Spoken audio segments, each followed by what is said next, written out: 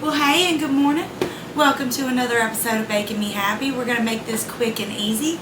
We're going to fry up our leftover macaroni and cheese. We're going to fry it into blocks. So I cut mine into smaller blocks right here. And you're going to need some egg wash, some flour, and some breadcrumbs. Now here's the thing I'm going to tell you. I learned how to do this, I guess, in culinary school. That's when I learned that it was a culinary school thing. I've been doing it since I learned how to cook, so call it French if you want to. I call it just the way I learned to do it. So you're going to want to get some oil in a pan, and they say to get it to about 350. I do it to about 375 because that's what Julia Child said. She said if you put something cold in there, it's going to bring the temperature down. I said, well, you know what, I agree with you. She's a pretty smart lady, and like me, she went to culinary school later in life. That's another story. So right now, she's at about 239. So I'll come back to you when she's heated up and we're ready to fry them up. Okay, so she's right there. She's ready. Yep, 374. So what we're going to do is the same thing that my mama taught me. Look, let me show y'all something. Aren't these glasses great? They're Pear Eyewear. This is not sponsored. But I got this cute little cooking frame for it. And I just love they don't fog up when I'm cooking.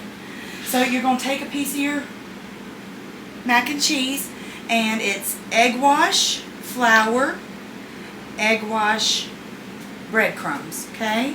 So you're just going to coat that in flour, alright? Coat it in your egg wash. And since this is already cooked, all we got to do is just fry it till it's golden brown. And once it's golden brown, you take it out, and then I'll show you what it looks like. I love that crackling sound when it starts frying. Okay, let's see how it tastes. Look at that. It's all crispy around the edges. That's how you want it. You want to make sure it's 165 in the middle. Botulism. My husband used to say, he used to say, botulism. Oh, today would have been his 55th birthday.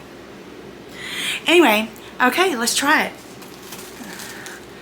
Look at that. All the steam's coming from it. Look how gooey. Alright, let's try it. Now you can make you some sauce if you want to go on the side of this. Perfectly good the way it is.